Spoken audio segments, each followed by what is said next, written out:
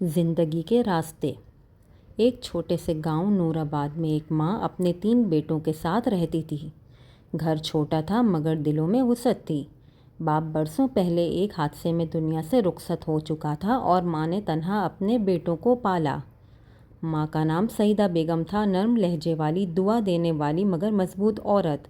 اس کے 3 بیٹے تھے۔ ارسلان سب سے بڑا، خاموش مگر سمجھدار۔ حارث درمیانہ، خواب دیکھنے والا، ضدی مگر دل کا صاف۔ نعمان سب سے چھوٹا، معصوم، ہنستا کھیلتا، ماں کی جان۔ شام کے وقت جب سب کھیتوں سے لوٹتے تو یہ تینوں بھائی گھر کے صحن میں بیٹھ کر اپنے خوابوں پر بات کرتے۔ نعمان اکثر کہتا، میں بڑا ہو کر امی کے لیے بڑا سا مکان بناؤں گا۔ حارث مسکرا کر کہتا، اور میں اس مکان کے لیے پیسے لاؤں گا شہر جا کر۔ ارسلان ہنستا مگر ہی دل میں سوچتا، کاش ان کے خواب پورے ہو جائیں، چاہے میری نیندیں چلی جائیں۔ وقت گزرا اور جوانی دروازے پر آ کھڑی ہوئی۔ ارسلان نے پڑھائی چھوڑ دی تاکہ مزدوری کر سکے۔ وہ صبح سویرے اٹھتا، کھیتوں میں کام کرتا اور شام کو گاؤں کے بچوں کو پڑھاتا۔ لوگ کہتے یہ تو اپنا وقت ضائع کر رہا ہے، مگر وہ کہتا وقت ضائع نہیں ہو رہا، یہ میری ماں کی مسکراہٹ کے لیے ہے۔ ارسلان کے ہاتھوں میں چھالے پڑ گئے تھے مگر چہرے پر شکر گزاری تھی۔ اسے یقین تھا کہ کبھی نہ کبھی اللہ اس قربانی کا صلہ دے گا۔ ایک دن حارث نے ماں سے کہا، امی میں شہر جانا چاہتا ہوں، وہاں کام کر کے پیسے کماؤں گا، ہم بھی خوشحال ہو جائیں گے۔ سعیدہ بیگم نے کچھ دیر چپ رہ کر کہا، بیٹا شہر میں چمک تو بہت ہے مگر وہ چمک اکثر آنکھوں کی روشنی چھین لیتی ہے۔ حارث نے ماں کے ہاتھ چومے، امی آپ کی دعا ہوگی تو کچھ نہیں ہوگا۔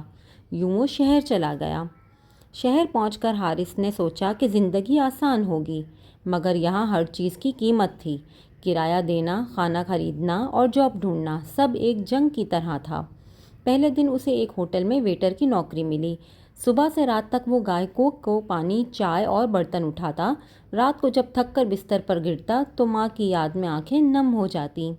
کئی بار وہ گاؤں واپس جانے کا سوچتا مگر پھر خود سے کہتا، نہیں حارث، اگر اب ہمت ہار دی تو خواب ٹوٹ جائیں گے۔ آہستہ آہستہ اس نے ہوٹل کے مالک کا بھروسہ جیت لیا۔ مالک نے کہا، لڑکے تم ایماندار ہو، کل سے کاؤنٹر سنبھالو۔ یوں اس کی تنخواہ بڑھی اور امید کی کرن دوبارہ جاگی۔ گاؤں میں ارسلان اپنی ماں اور چھوٹے بھائی کے لیے دن رات کام کرتا۔ بارش میں بھی وہ مزدوری پر جاتا کیونکہ اسے پتا تھا کہ ماں دوائی لیتی ہے۔ کبھی کبھی وہ اپنے کپڑوں کے پیون دیکھتا اور مسکرا کر کہتا، کم از کم کسی کا پیٹ تو بھر رہا ہوں۔ لوگوں نے کئی بار کہا، ارسلان شادی کیوں نہیں کرتا؟ وہ بس اتنا جواب دیتا، میرے گھر میں ایک ماں ہے جس کے خواب ابھی ادھورے ہیں، ان کے پورے ہونے تک میرا دل کسی اور کے لیے خالی نہیں۔ نعمان جو سب سے چھوٹا تھا، اپنی ماں کا سہارا تھا۔ وہ اسکول کے بعد گھر کے کاموں میں ہاتھ بٹاتا اور رات کو پڑھتا۔ اسے کتابوں سے محبت تھی مگر غربت نے اکثر اس کی کتابیں ادھوری چھوڑ دیں۔ ایک دن اسکول میں استاد نے کہا، نعمان تم بہت سمجھدار ہو مگر تمہارے پاس کتابیں نہیں ہیں۔ نعمان بولا، کتابیں نہیں مگر دعائیں بہت ہیں سر۔ یہ جملہ پوری کلاس میں گونج گیا۔ اس دن سے استاد نے خود اپنی جیب سے اس کے لیے کتابیں خریدیں۔ نعمان دن رات پڑھتا اور گاؤں کے سب بچوں کے لیے ایک مثال بن گیا۔ شہر میں سال گزرتے گئے۔ حارث نے اپنی محنت سے ہوٹل کی مینجمنٹ سنبھال لی۔ پھر ایک دن اس نے چھوٹا سا کاروبار شروع کیا، کپڑوں کا۔ کاروبار چلا، دولت آنے لگی، کپڑے بدلے، گاڑی آ گئی مگر سکون کہیں کھو گیا۔ راتوں کو وہ چھت پر جا کر آسمان دیکھتا اور دل میں کہتا، امی آپ خوش تو ہوں گی؟ پھر خود ہی جواب دیتا، شاید نہیں، میں ان کے پاس نہیں ہوں نا۔ ادھر گاؤں میں ماں کی طبیعت بگڑنے لگی۔ ارسلان نے کئی بار حارث کو خط لکھا مگر کوئی جواب نہ آیا۔ نعمان شہر جا کر حارث کو ڈھونڈنے کی کوشش کرتا مگر شہر بہت بڑا تھا۔ ایک رات ماں نے آہستہ سے کہا، ارسلان اگر میں نہ رہوں تو حارث کو کچھ مت کہنا، وہ لوٹے تو اسے معاف کر دینا۔ ارسلان کی آنکھوں سے آنسو بہہ گئے، امی آپ کہیں نہیں جائیں گی، آپ ہی تو ہمارا گھر ہیں۔ کچھ مہینے بعد حارث کو گاؤں سے ایک خط ملا۔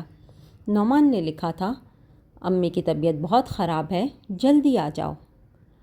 حارث سب کچھ چھوڑ کر گاڑی میں نکلا۔ راستے بھر ماں کی دعائیں، ہنسی اور بچپن کے مناظر اس کے ذہن میں گونجتے رہے۔ جب وہ گھر پہنچا ماں بستر پر نیم جاں تھی۔ حارث نے ہاتھ پکڑا، امی میں آ گیا ہوں، دیر ہو گئی مگر آ گیا ہوں۔ سعیدہ بیگم نے ہلکی سی مسکراہٹ کے ساتھ آنکھیں کھولیں۔ بیٹا تم آ گئے، اب دل مطمئن ہے۔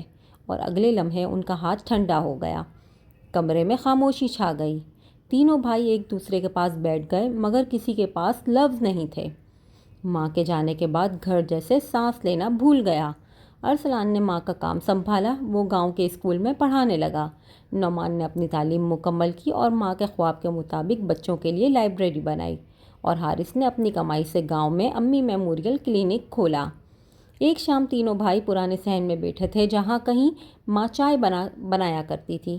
خاموشی طویل تھی، پھر حارث بولا، میں نے سب کچھ پایا مگر سکون نہیں پایا۔ ارسلان بولا، سکون وہی ہوتا ہے جہاں دل شکر ادا کرے، نہ کہ جہاں دولت جمع ہو۔ نعمان نے دھیرے سے کہا، ہم تینوں نے الگ راستے چنے مگر منزل ایک ہی نکلی، احساس۔ ہوا کا ایک جھونکا آیا جیسے ماں کی دعا چھو گئی ہو۔ چاندنی صحن پر پھیل گئی۔